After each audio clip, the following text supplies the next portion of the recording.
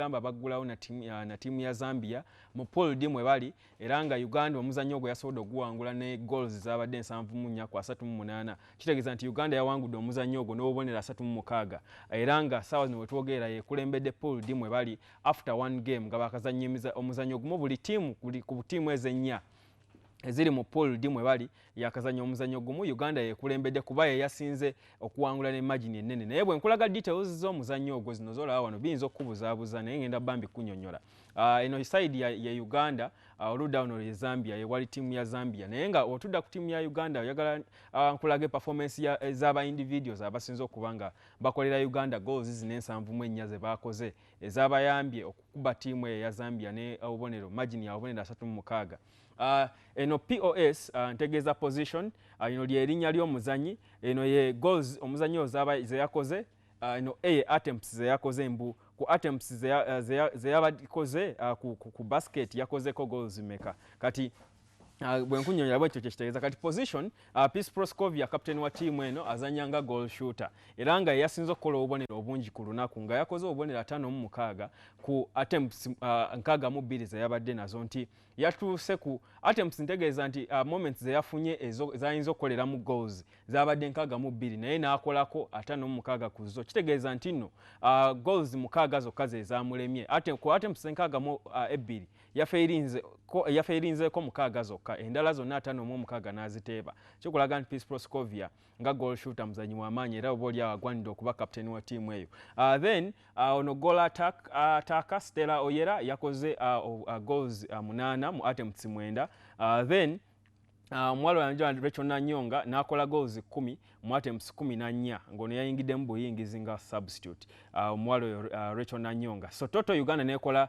goals 74 ku attempts 85 mugatte tiimu ya Zambia gye twakutte n'agamba nti mu kibinja kino we twali tugezaako okutunuulira entegeka ya Uganda ekibinja kino Uganda mweri pool D Zambia be baalimu ng'abanafu era nze ne ndowooza nti no kyali kirungi Uganda okuba nti yatandikira ku munafu okusinziira ku world rankings za netball nga tugenda mu mpaka zino Zambia yali ranked below Uganda era nga Uganda ne Zambia be baali basembayo wansi mu tiimu zizinnya mu kibinja mwe bali pool D Uganda nga yakusatu Zambia yakuna Fiji yesooka Wales nga yakubiri kati Zambia okuba nti gye twatandise nayo kikola nze ndowoozamu nti nno okutandika n'omunafu mu mpaka ez'ekikubo ky'ensi yonna kikuwa rhythm n'otandika n'obuwanguzi kwe gaanoovaamu nerves ezo w'otandika n'ow'amaanyi nerves ziba zikyakulimu ow'amaanyi oyo ebiseera ebisinga abajja kukuba naye wano guno omuzannyo gwabayambyeko liftinga confidence yaabwe ate Uganda twali twakubako dda ne Zambia tiimu zonna eza Africa eziri mu mpaka zino Uganda yazikwatako era n'ezikuba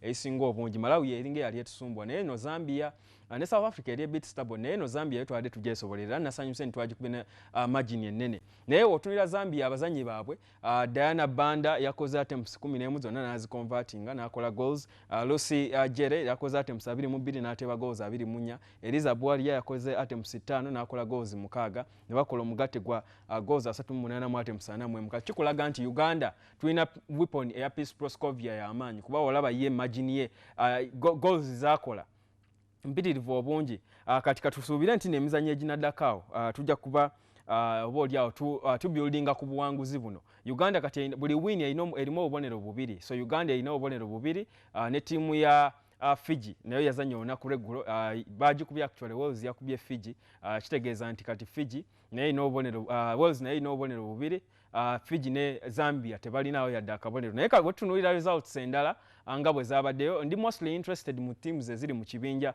oba mu pool Uganda mweri pool D ne teams za Africa kati tugenda tunuulira results endala other results ezabaddewo mu muzannyo guno era nga olunaku olw'eggulo era ku Netball World Cup eno egenda mu maaso Malawi bazanye ne tiimu ya South Africa era Malawi nekuba South Africa 58-51 eyo bali mu pool yaabwe ndoza pool ya mwe bali Malawi ne South Africa so bakwataganye Malawi nekuba South Africa 58-51 ndoza nti margin ntono this is a close margin okwakanako ne Uganda fe twakozesa margin win yaffe yabadde 36 goal game mu basketball bandigise 36 point game naye zino bazita goals mu netball ziba goals si points so olaba nti Uganda tetuli bubi wogeragera comparing ne teams zino endala. Then Fiji bakubiddwa tiimu ya Wales 5-9 ku 5-2. Kitegeeza nti Fiji oba oli awo yajjanga ow'amaanyi mu kibinja kino, oba oli awo alinga asoboka. Kati fwe tugenda okuddako kwata olunaku olw'enkya ku mudde 2. Tugenda kuba tukwata tiimu ya Fiji, Uganda versus Fiji olunaku olw'enkya, era ssaawa zijja bba za kumakya. Gwaliro baguzanye ssaawa nga 12:30. Guno ogw'enkya Uganda ne Fiji gujja bbaawo ssaawa nga 10:30 ez'okumakya. So bwe bityo ebiri mu Netball World Cup Uganda gye tukiikirira. So tujja bba tuzigoberera mpola mpola tulabe tiimu yaffe ki eky'amaanyi kyeyinza otutuukako. Nabalaba wano abasinga obungi mwali musuubira nti Uganda esobola n'ovaayo n'omudaali. Katusuubire kinaabeera kityo kuba tutandise n'amaanyi. Kati bwe kityo bwe kiri mu muzannyo ogwo ogwa netball. Okuvaako awo mu netball of course nga mulamu oba oliawo bwe ŋŋendamu a bit light, waliwo kampuni yatwegasseeko, kampuni emanyiddwa ng'eya Horeb Services. Kampuni eno Horeb Services Limited batwala abantu wabweru, bafunira abavubuka emirimu wabweru w'eggwanga, era nga eno flyer ya bwetu bwefaanana eno emabega eri emaaso, naye nga kampuni eno bino bye bigikwatako. Horeb Services era muliko omusajja muwagizi wange ennyo era faani wa WBS omu ku bakulu mu kampuni eno amanyiddwa nga Martin, naye nga adresi yaabwe yeeno. Basangibwa mu Kampala, basangirwa Wankulukuku ng'ovudde ku Mutesa 2 Stadium, kisaawe kya Express nga okivuddeko, era nga bali opposite Kitebi Secondary School. Bw'oba ogenze Wankulukuku kisaawe kya Express FC opposite Kitebi Secondary School w'obasanga, era nga yeno website yaabwe oyinza olowooza be bano be nalabye ku mawulire abatwala abantu ne babakozesa ebitaliiyo, be nalabye oba bayindi be bakutte. Nedda, bano bantu baffe bannayuganda baddugavu, kampuni yonna ekulirwa bannayuganda baffe baana baawano, era nga bakutwala mu mawanga nga Abu Dhabi, Afghanistan, Dubai, bakutwala London, byonna ezensi zonna bazina mu connections. Waliyo emirimu, abaagala okuba basikaali, abaagala okuba bashefu, ba house girl, house boy, sente nno zitegeerekeka, naye nga kampuni eno ebaddewo okumala emyaka ng'ena, kikulaga nti eri credible. Osobola ogenda ku website yaabwe eri horebservices.com n'obalaba, oba n'obasindikira message ku Gmail yaabwe eri ku mail yaabwe eri gm@horebservices.com. Mail yaabwe, oba n'okuba ku namba ezo eziri wansi awo ez'essimu n'obeera ng'oyogera nabo. Saagala kulaba abavubuka bano balimba myaka, oyinza okuba nga okuze. Actually oba oli muvubuka gwe nga olowooza nti osamba mupiira, oyagala simala kuzanyirako mu Cranes, oyagala zanyako mu league, mu tiimu mu Premier League, kasita oba ng'owezezza emyaka 25 nga tonnakituukako, va mu kwerimba, obudde bukuyitako, situka genda ku Horeb Services obagambe abaayi nina emyaka 2. Batwala abantu wakati okuva ku myaka 23 paka ku myaka 35. Kati gwoba oli awo wakati, kasita actually kasita osukka emyaka 25, va mu by'okulindirira nti oyagala kufuna club ofune ssente mu mupiira. Obudde bwakuyitako gundi okaddiye, va mu kutuula awo kulera engalo osabirire osabe nti njagala samba mupiira. Nedda, okyali muvubuka olina amaanyi, genda bakutwala okole obwasikaali ofune akakaddeko oba obukadde 2. Clubs zino ez'Uganda ez'omupiira ndowooza temulina club esasula abazannyi nsimbi zisukka kakadde 1.5. Ndowooza omuzannyi asinga ofuna ensimbi ennyingi mu liigi ya Uganda afunanga $1.5 sente ntini. So mugende mufune emirimu. Horeb Services ino yazze yagenda batwala muve mu kuddaawo okuba emisota. Nze mbabuulidde saagala mugambe nti saaba wadde diiru yiyo ngi basomedde. Kangende mu maaso n'ebyemizannyo. Omulamwa gwange olunaku olwaleero mwangu nnyo gwe nkubuuziza. English Premier League ekyandika olunaku olw'enkya era nga tubadde tugicountinga down, era nkugambye have your say, baako kyoteesa ku mulamwa guno. Empiira gye giri enkya miyitirivu nga bwe ngendo ogikulaga, naye nkubuuza gwe opredicting otya? What are your predictions for the weekend's English Premier League games? What is your prediction for this weekend's English Premier League games? Genda ku Facebook page yaffe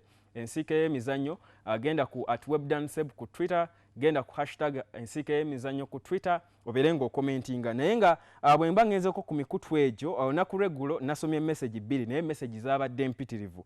Nsonyiwa okuzzaayo emabega, naye omulamwa gw'eggulo gwali teguvunda. Omulamwa ogw'eggulo gwali gubuuza nti which Premier League club has the best defense going into the 2015-2016 season. Kati nasomyeko message ya Nkolo Frank nzijukira. Naye message endala Balamaga Ben Walusimbi yagambye Chelsea and Arsenal because Wenger and Czech stole Jose's bus format. Then Kiwanuka Ibrahim naye yakomenti nze eggulo n'agamba a Red Devils fan naye Chelsea alina defense ennungi. Ye Kiwanuka Ibrahim. Gali wangu Asuman yabaddeko naye n'agamba mbu Arsenal and Chelsea due to the consistency and the presence of world-class goalkeeper to command that back four for both teams. Wise Marcus Josh agamba nti I support Arsenal but Chelsea has the best defense. Ate engineer Namutete Steven ye agambye mbu Arsenal has the best defense. Nabalaze ba defenders bana aba clubs zino bonna. Stitch Elvis Ngule yagambye mbu no Chelsea why? Because defense is not all about playing as RB, LB, CB, but it's all about how good you can play different defensive roles. Ye watu wagambye. Message endala era je ziri nyingi. Of course wade abasajja nga Stick else Ngule ya commenting zino ze comments zona ko regular zo zanga ziga anti yesterday zino za lunaku lwaggulo naye zabadde nyingi ate nasomye konti ni kyenvudde nzikomyawo. Derek Rocky yagambye nti Arsenal according to what we saw in FA Community Shield, Arsenal enaku zino bayizo defendinga mu numbers. Ekintu ekyo kikulu nnyo era Arsenal singe hold etandika bwetyo eyinza otuukiriza prediction yange nti Arsenal bamaanyi kwe kuli agenda otwala ekikopo. Ronald Patrick Kabale agamba nti no Arsenal's inclusion of Peter Cech is making them have the best defense. Mubiru Hambo Kenneth oyo mwagizi wa Arsenal naye tayagalira ddala Wenger obi wange oyo ku Interveses n'enkumba University yagamba no Chelsea because of Mourinho naye Chelsea omuzanyira wa Sebo Kenya Alexis Gowa yandibuuziza kuba okimanyi ku board one y'entebe SS twalingako.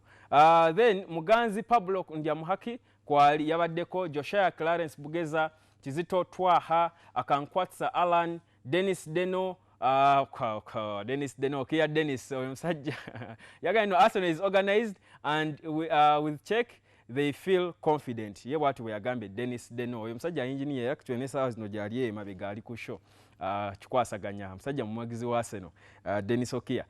Kasoma Sharif Nash Firebase yabaddeko Kayavya Alex Cassius yabaddeko John Hanks Muonge Daniel Waswa Jude Olwono Paul Katongole Frank thanks Web was lying time to meet good show bro Katongole Frank sikategedako naye ntienda be thanks was long time to meet good okay webale nnyo Katongole naye sakitegedde bulungi. Mugisha Freddy yabaddeko Kibuka Jimmy Josh Rugumba Pamela ono mukyala kibeibe yaliwo yekka kati yasigalawo naye gyali by the abantu betukola nabo nabo bafani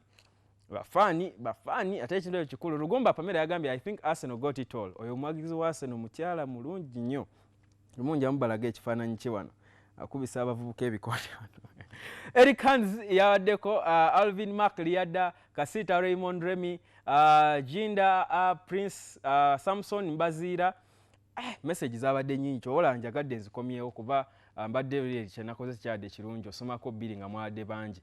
Musoke Mark Simonino Redmond Musa Rego Alex Saka Kusain Muramira Philip Kanzola Emmanuel Keith Kagawa naye bano amanya abamu beddira ki bano gano amanya nga sigatimanyi mu Buganda muno oba mu Uganda abantu balina amanya Akan Simbwa Norin George Willix kati ba Willix baba beddira ki naye mwebale kuba mubaako Kibs Saleh Paul Hunt n'abalala kangende maaso ngenda kuba nsooka mpumulemu katono nnyo naye bwe nkomawo njatandikira kujjukiza mulamwa gwaffe ogwaleero. Zino message zibadde za mulamwa ogweggulo ezabadde mpitirivu naye ogwaleero gwe guno. What are your predictions for this weekend's English Premier League games? Genda ku mikutu gino ensika y'emizannyo genda ku @webdanseb ne hashtag ensika y'emizannyo ku Twitter. Ngenda kukomawo ntandikiraawo nkubuulire na ttiimu ki Man U gyegenda okukwata mu UEFA Champions League playoff gye bagenda okuba nga bazannya kuba obululu bukwatiddwa olwaleero wenjogerera ssaawa zino bakyali mu kibuga Neon bakyagenda mu maaso n'obululu obulala naye ngenda kubuulira obwo obufulumye buli butya byonna nga okomyewo nange ku nsika y'emizannyo toseguka.